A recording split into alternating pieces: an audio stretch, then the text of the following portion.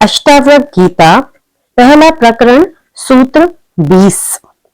जिस प्रकार सर्वव्यापी एक आकाश घट के भीतर और बाहर स्थित है, उसी तरह नित्य और निरंतर ब्रह्म सब भूतों में स्थित है। अष्टावक्र जी इस उदाहरण द्वारा और स्पष्ट करते हैं कि संसार के सब भूतों में, सृष्टि के समस्त पदार्थों में वह नित्य और निरंतर ब्रह्म वैसे ही स्थित है जैसे घट के बाहर और भीतर एक ही सर्वव्यापी आकाश स्थित है। जिस प्रकार शरीर के भीतर और बाहर आकाश है एवं दोनों आकाश में भेद नहीं है, उसी प्रकार भीतर व बाहर एक ही ब्रह्म व्याप्त है। शरीर में जो जीवन है, चेतना है, हलचल है, वह उसी आत्म तत्व की है जिसके निकलने पर वह निर्जीव हो जाता है। यदि ये सजीवता स्वयं शरीर की होती तो मनुष्य की मृत्यु होती ही नहीं। जिस प्रकार मशीन के पुर्जे बदल बदल कर उसकी उम्र बढ़ाई जा सकती है, उसी प्रकार शरीर के अंग बदल बदल कर उसे हजारों वर्ष तक जीवित रखा जा सकता था। किंतु उस आत्मा का निकल जाने पर इन अंगों को बदलना भी व्यर्थ हो जाता है। आत्मा के रहते ही ये कार्य किया जा सकता है। अतः ये आत्म तत्व ही मुख्य है, शरीर नहीं। राजा जनक और अष्टावक्र द्वारा दिए गए ज्ञान के उपदेश का सार इतना ही है कि आत्मा और परमात्मा एक ही तत्व है, उसे पाना नहीं है, वह प्राप्त ही है। केवल अज्ञान से विस्मृत हो गया है, उसे ज्ञान द्वारा पुनः स्मृति में लाना मात्र है। ये ध्यान, योग, उपासना आदि आंतरिक स्वच्छता के लिए है। शरीर में उस परम शक्ति को झेलने की तैयारी मात्र है, जिससे पात्रता आती है कि तुम उसे झेल सको।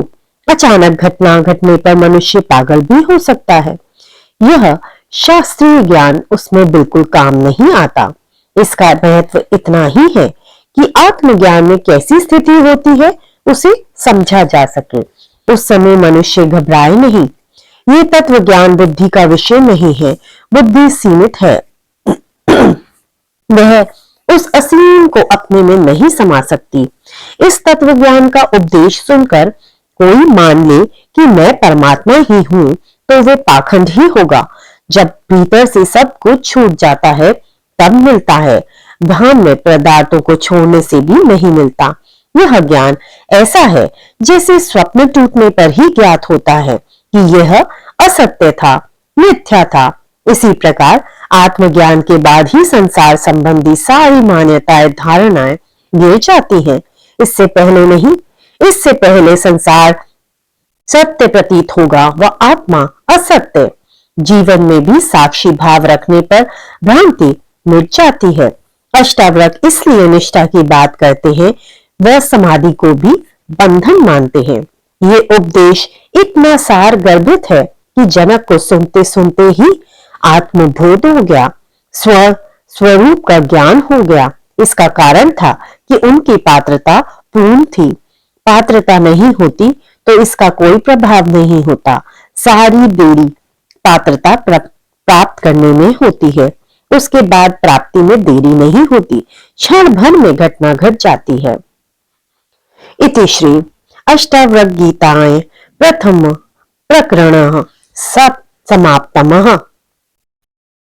इसी के साथ ये सूत्र भी समाप्त होता है, ये प्रकरण समाप्त होता है। कल फिर मिलते हैं एक नए प्रकरण और नए सूत्र के साथ। तब तक के लिए नमस्कार।